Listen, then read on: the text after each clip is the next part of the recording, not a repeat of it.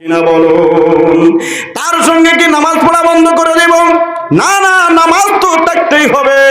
মানুষের হক আমরা অনেক মানুষ আমরা খেয়ে ফেলি। আল্লাহ রব্বুল আলামিন দুই গুণা মানুষের আল্লাহ দুই গুণা মানুষের দুইটা গুনাহ করলে আল্লাহ নিজেও মাফ দিতে পারেন না। একটা গুনাহ হলো কোন মানুষের টাকা যদি তোমার কাছে থাকে, কোন মানুষের হক যদি তোমার ঘরে থাকে, আর ওই মানুষটা যদি তোমাকে না মাফ করে দেয়, আল্লাহ রাব্বুল আলামিন এই গুনাহ কোনোদিন তোমার মাফ হবে না। তুমি নামাজ পড়তে পড়তে তোমার কপালটা ছিঁড়ে যাবে, তুমি অনেক যাকাত দিবে, যাকাত দিতে দিতে তুমি সব ধন শেষ করে ফেলবে, কিন্তু যে মানুষটার টাকা তুমি এনেছিলা ওই মানুষটার টাকাগুলা যদি তুমি ফেরত না দাও, ওই মানুষটা যদি তোমাকে না মাফ করে, আল্লাহ রাব্বুল আলামিন তোমার এই গুনাহ মাফ করবে না। আর দুই নম্বর হলো কোন মানুষকে যদি কথার মাধ্যমে যদি তুমি আঘাত দিয়ে থাকো, হাত দিয়ে আঘাত দিয়ে থাকো, ও বন্ধুর আমার, ওই মানুষটা যতক্ষণ পর্যন্ত তোমাকে মাফ করবে না,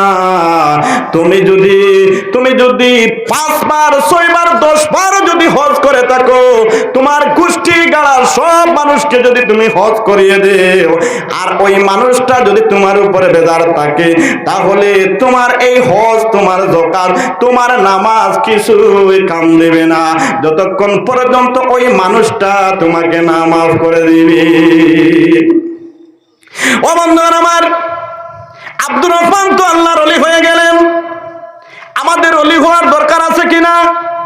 দরকার আছে। এখন আমরা কি মা বাবাকে পিটাইয়া কি ওলি হব, না সেবা করে ওলি হব? পিটাইতে হবে না সেবা করতে হবে? সেবা করতে হবে। কিন্তু আজকের যুগে দেখা যায় আমরা অনেক যুবকরা আমরা মা বাবার সেবা করি না। অনেকের লজ্জা হয়, ঠিক কিনা বলুন? অনেক যুবক আছি আমরা মা বাবাকে নিয়ে আমরা হসপিটাল যাই না, আমাদের ইজ্জত নষ্ট হয়ে যাবে। অনেক যুবক আছি আমরা শিক্ষিত হয়ে গেছি, বাবা কাঠ কাটে, বাবার শরীরের কাপড়গুলা ভালো নয়, কিন্তু মানুষের সামনে বাবার পরিচয় দেয় না। এরকম যুবক আছে কিনা?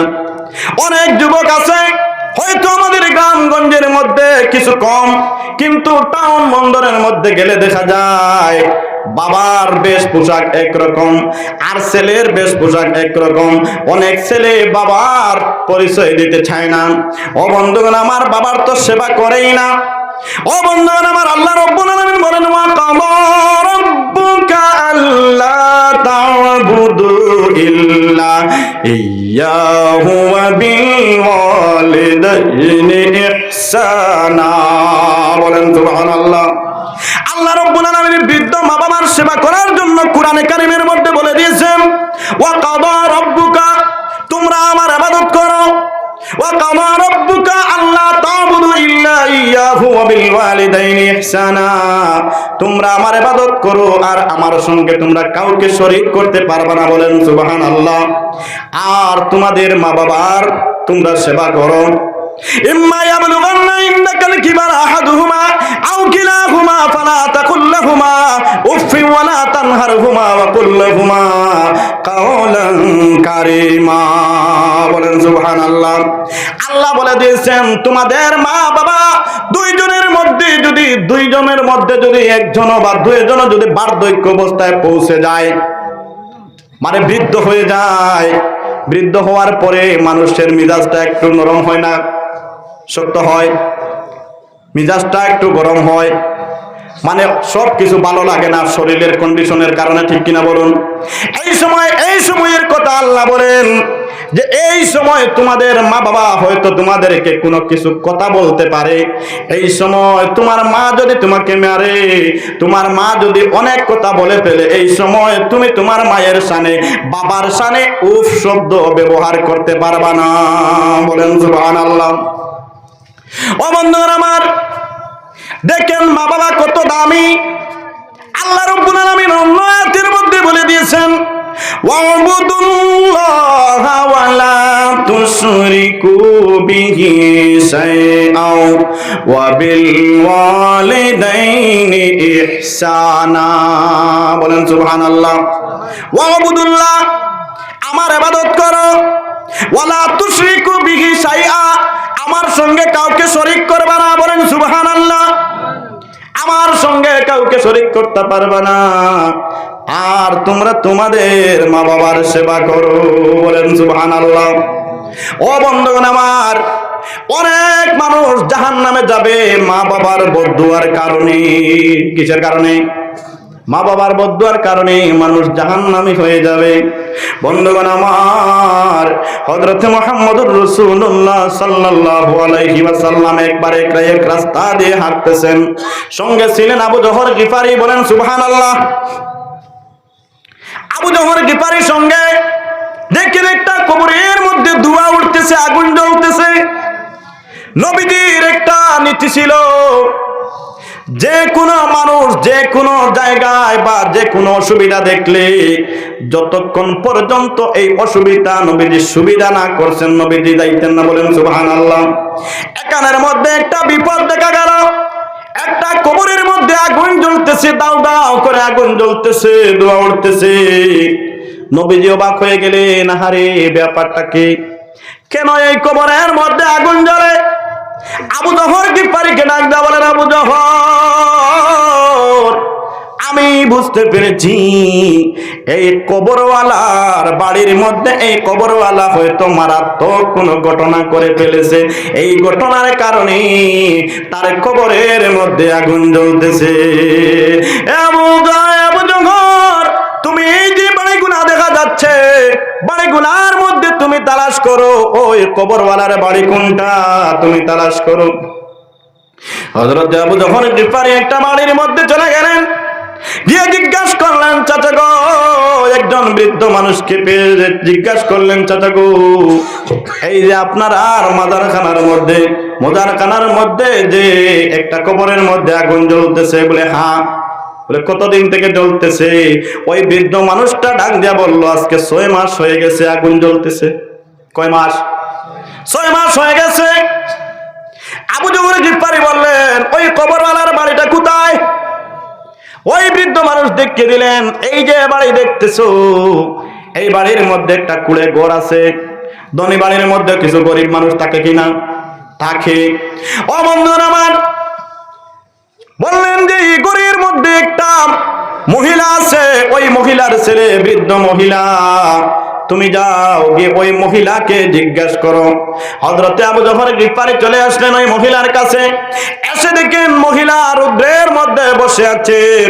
ওই মহিলা বসে আছেন আর কাঁদতেছেন। আবু যহর গিফারি ডাক দেয়া বলেন, মা গো, ও মা, মা গো, তুমি কান্না করো কেন? তোমার কি হয়েছে? ওই মহিলা ডাক দেয়া বলেন, প্রতিকিরে ও মুসাফির, বাবা তোমার বাড়ি কোথায়? তোমার বাড়ি কোথায়? আমার বাড়ির মধ্যে আমি একা একা আমি আমার যন্ত্রণা ভোগ করতেছি, কেউ আমার খবর নেই না, তুমি কোথায় থেকে এসেছো? আবু যহর ডাঙ্গা বলেন, মা গো, ও মা, আল্লাহর নবী হযরত মুহাম্মদুর রাসূলুল্লাহ সাল্লাল্লাহু আলাইহি ওয়াসাল্লাম এসে গেছেন। ও মা, তোমার ছেলের কবরের মধ্যে আগুন জ্বলতেছে? বলে হ্যাঁ জ্বলতেছে। তাইলে গো মা, নবীজি বলেছেন তুমি একটু যাওয়ার জন্য। ওই মহিলা দুই চোখের পানি ছেড়ে দিয়ে কান্দেন আর বলেন, মা, ডাক দিয়া বলেন, প্রতিকিরে আমি যেতে পারবো না, আমার দুইটা পাও ভাঙা, আমার দুইটা হাত ভাঙা, আমি দাঁড়াইতে পারি না। আমি এখানের মধ্যে আমি বসে আছি। রাত্র হওয়ার পর আমি গড়াইয়া আমার ঘরের মধ্যে যাই। হ্যাঁ ঠিক, তুমি আমার নবীর কাছে চলে যাও, আমার নবীর কাছে চলে যাও, গিয়ে নবীকে বলো আমার বেয়াদবি মাফ করে দিয়ে নবীজি মুহাম্মদুর রাসূলুল্লাহ সাল্লাল্লাহু আলাইহি ওয়াসাল্লাম যেন একটু কষ্ট করে এসে যান। বলেন সুবহানাল্লাহ। আবু যহর গিফারি চলে গেলেন নবীর কাছে, নবীজিকে বললেন, নবীজি চলে আসলেন। এসে ডাক দেয়া বলেন, মা গো, ও মা, বলেন তো দেখি তোমার ঘটনাটা কি? তোমার ছেলের কবরের মধ্যে কেন আগুন জ্বলে? ওই মহিলা ডাক দেয়া বলেন, নবী গো, ইয়া রাসূলুল্লাহ, আমি যে সময় একদম তরুণী ছিলাম, আমার বিবাহ হওয়ার পর আমি একটা সন্তান পাওয়ার সঙ্গে সঙ্গে আমার স্বামী দুনিয়া থেকে বিদায় হয়ে গেছে। নবী গো, আমার ওই ছেলেটার মুখ দিয়েছে, আমি কোনো স্বামী গ্রহণ করলাম না। অনেক কষ্ট করে আমি তাকে বড় করলাম। ও নবী, যেই সময় 25-26 বছর বয়স হয়ে গেল, আমি আমার ছেলেটাকে বিবাহ দিলাম। প্রায় বছর খানিক চলে গেল, এরপরে পর থেকে আমার ছেলেটার মিজাজ কি হয়ে গেল। আমার ছেলেটা বাড়ির মধ্যে এসে আমাকে বকাবকি করে। আমার ইজ্জতের ডরে আমি গ্রামের কোনো মানুষকে বলি না, কোনো মানুষকে আমি বলি না। অনেক দিন আমার ছেলে আমাকে মেরেছে গো নবী, কিন্তু একদিন আমার ছেলে এসে আমাকে এমন ভাবে মারতে আরম্ভ করলো, মারতে মারতে আমার 2টা হাত ভেঙে ফেললো, আমার 2টা পাও ভেঙে ফেললো। নবী গো ইয়া রাসূলুল্লাহ, শীতের সময় ছিল, আমি সারাটা রাত আমি শীতের মধ্যে আমি সারাটা রাত বাইরে কাটালাম। একটা বার আমার ছেলে আমার খবর নিল না। ও নবী, আমি এই জ্বালা সহ্য না করতে পেরে আমি আল্লাহর কাছে আমার 2টা হাত আমি উঁচু করে বললাম, আল্লাহ গো, আমি আমার বাঙ্গা হাতের ব্যথা সইতে পারি না। আমার ছেলে আমার 2টা হাত ভেঙে দিয়েছে। যে ছেলেকে আমি গরিবের মধ্যে নিয়ে অনেক কষ্ট করলাম, অনেক কষ্ট করে আমার ছেলেটাকে আমি বড় করলাম গো আল্লাহ, আজকে আমার ওই ছেলে, আমার ওই পেটের ছেলে আমার 2টা হাত ভেঙে দিল, 2টা পাও ভেঙে দিল গো আল্লাহ। আমি আমার 2টা হাতের ব্যথা আমি সইতে পারি না। আল্লাহ গো, আমি আমার ছেলের জন্য বরদোয়া করতেছি, আল্লাহ আমার ছেলেকে আপনি মত দিয়ে দাও, আমি আমার এই ছেলের মুখ আর দেখতে চাই না। নবী গো ইয়া রাসূলুল্লাহ, আমি যেই দিন এই দোয়া আল্লাহর কাছে করেছি, পরের দিন আমার ছেলেটা মারা গিয়েছে। এরপরে ভাবলাম না না, ছেলেটা শুধু মরলে হবে না, দুনিয়ার মানুষ দেখো, আমার ছেলেটার কবরের মধ্যে যদি কিয়ামত পর্যন্ত আগুন জ্বলতে থাকে, দুনিয়ার মানুষ দেখবে মার সঙ্গে খারাপ ব্যবহার করার কারণে তার কবরের মধ্যে আগুন জ্বলতেছে। আমি আমার আল্লাহর কাছে আমি দোয়া করলাম, আল্লাহ গো, আমার ছেলেটা আপনি নিয়ে গেছেন, আমি খুশি হয়ে গেছি। ও আল্লাহ, আমি আরো বেশি খুশি হব, আমার ছেলের কবরের মধ্যে আল্লাহ তুমি আগুন জ্বালিয়ে দাও, আর এই দেশের সকল মানুষ দেখবে, আর এখান থেকে তারা ইবরত হাসিল করবে। ও নবী, আমি দোয়া করতে দেরি হয়েছে, কিন্তু আমার ছেলের কবরের মধ্যে আগুন জ্বলতে দেরি হয় নাই। বলেন সুবহানাল্লাহ। মা কেন এত দামি জানে না সকলে, বলো মা কেন এত দামি জানে না সকলে, জানতো যদি পড়তো দেখে কোরআন হাদিস খুলে, একটি গজর সওয়াব মিলে, একটি গজর সওয়াব মিলে, মাকে একবার দেখিলে, মা কেন এত দামি জানে না সকলে, মা কেন এত দামি জানে না সকলে, সবাই জানতো যদি পড়তো দেখে কোরআন হাদিস খুলে, একটা গজর সওয়াব মিলে, একটা গজর সওয়াব মিলে, মাকে একবার দেখিলে, মা কেন এত দামি জানে না সকলে, আহা জানতো যদি পড়তো দেখে কোরআন হাদিস খুলে। 10 মাস 10 দিন মায়ে গর্ভে ধারণ করিয়া, দুঃখ কষ্ট নিল মায়ে সবই সইয়া। বলেন সুবহানাল্লাহ। 10 মাস 10 দিন মায়ে গর্ভে ধারণ করিয়া, দুঃখ কষ্ট কত মায়ে নিলেন সইয়া। মাকে কষ্ট দিলে আল্লাহর মাকে কষ্ট দিলে আল্লাহর আরো সে কাঁপে বলে মা কেন এত দামি জানে না সকলে মা কেন এত দামি জানে না সকলে জানতো যদি পড়তো ডেকে কোরআন হাদিস কুলে দুটি বছর পান করালেন মায়ে বুকের দুধ কুলে পিঠে নিয়ে আমায় দিলেন কত সুখ ঠিক কিনা বলেন না ঠিক কিনা আরে দুটি বছর পান করালেন মায়ে বুকের দুধ কুলে পিঠে নিয়ে আমায় দিলেন কত সুখ কিভাবে সেই মাকে সন্তান কিভাবে সেই মাকে সন্তান মন্দ যে কথা বলে মা কেন এত দামি জানে না সকলে বলো মা কেন এত দামি জানে না সকলে জানতো যদি পড়তো দেখে কোরআন হাদিস খুলে একটি গজের সওয়াব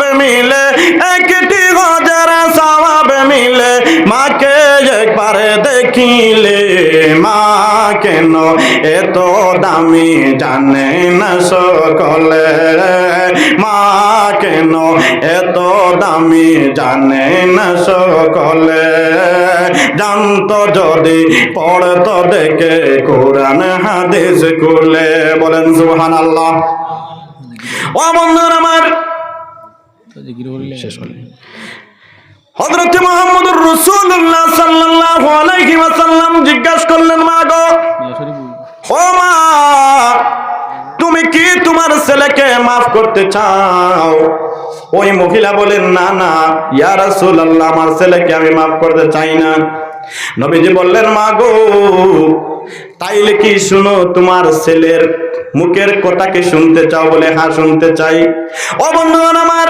নবীজির হাতে যে লাঠি ছিল এই লাঠিটা কবরের দিকে এইভাবে করলেন আর বললেন মা গো এই দিকে একটু সময় তুমি তোমার কানটা লাগাও ও বন্ধুগণ আমার যেই সময় ওই লাঠির এই মুড়ার মধ্যে মা কান লাগালেন কান লাগানোর সঙ্গে সঙ্গে ওই ছেলেটা ডাক যা বলতেছে মা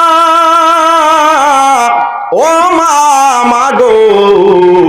মাগো আমার জাহান্নামে বড় কষ্ট হয় সকাল বেলায় আমার পায়ের মধ্যে জাহান্নামের আগুন লাগানো হয় আর লাগানোর সঙ্গে সঙ্গে আমার কলিজাটা পুড়ে ছাই হয়ে যায় ওই মা যেই সময় শুনলেন ছেলের মুখের আওয়াজ মা ডাক জামানার নবী গো 6 মাস পরে আমার ছেলের মুখের ডাক আমি শুনেছি নবী গো ইয়া রাসূলুল্লাহ আমার ছেলের উপরে আমি খুশি হয়ে গেছি বলেন সুবহানাল্লাহ।